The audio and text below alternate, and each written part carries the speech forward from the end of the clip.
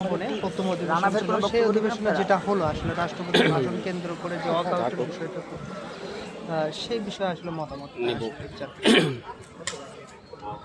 এই রাষ্ট্রপতি উনার সাথে কিন্তু নাহিদ সাহেব শপথ গ্রহণ করেছেন। উনি যখন 5ই আগস্টের পরে এই রাষ্ট্রপতির সামনে যখন শপথ গ্রহণ করলেন তখন কি সেটা বৈধ ছিল? এরপর এটা অবৈধ হয়ে গেল। রাষ্ট্রপতির আন্ডারেই কিন্তু আমাদের এই নির্বাচনটা হয়েছে। এই নির্বাচন যদি রাষ্ট্রপতি যদি বৈধ না হয় তাহলে নির্বাচনটাও অবৈধ। তাহলে নির্বাচনে যদি ওরা অবৈধ মনে করে তাহলে ওদের নিজেদের এমপিশিপ অবৈধ। তাহলে তো সেই সিচুয়েশনে তো নাহিদ সাহেব নিজে অবৈধ। এমনিতেও নাহিদ সাহেব দ্বৈত নাগরিক। তিনি বাংলাদেশের নাগরিকত্বের পাশাপাশি 2025 সালে ডোমিনিকান রিপাবলিকের তিনি নাগরিক। একজন দ্বৈত নাগরিকের মানুষ আমাদের দেশে এমপি হয়ে বসে আছে, ওনার এমপিশিপটাই তো বৈধ না, তাই না? তাহলে উনি তো কোনোভাবেই তার বৈধতা নাই। তারা বলে যে উনি সংসদে তারা যাবেন না, রাষ্ট্রপতি আসছেন সংসদে যাবেন না, আবার গেলেন, যাওয়ার পরে গাদ্দার প্ল্যাকার্ড নিয়ে গেলেন। আবার আমরা কি দেখলাম, এই জাতীয় সংসদে যখন আমাদের জাতীয় সঙ্গীত বাজে তখন তারা উঠে দাঁড়ায় না।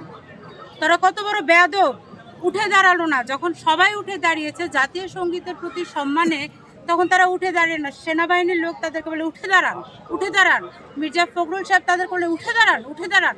তখন একজনের কথায় তারা সবাই উঠে দাঁড়িয়েছেন। আমরা কিভাবে জাতীয় সঙ্গীত যখন গায়ে সোজা হয়ে দাঁড়াতে হয়, তারা হাতে ওই গাদ্দার লেখা প্ল্যাকার্ডটা নিয়ে দাঁড়িয়েছেন।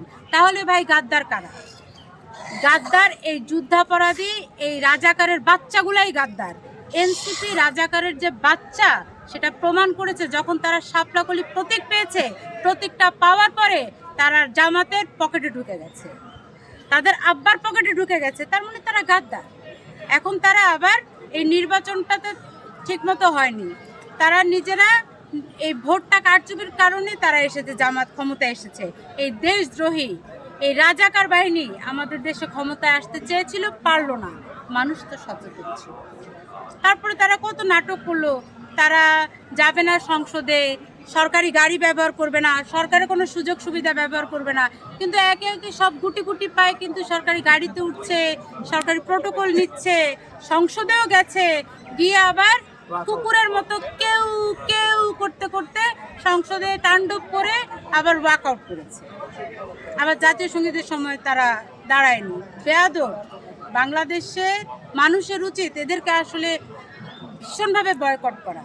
এদেরকে ভোট তো এরা কারচুপির মাধ্যমে করেছে, এদেরকে যেখানে পাবে সেখানে পিটানি দেওয়া উচিত। কারণ নাহলে এরা প্রত্যেক সময় এরা কিন্তু ভণ্ডুল পাকানোর চেষ্টা করবে, শান্তিতে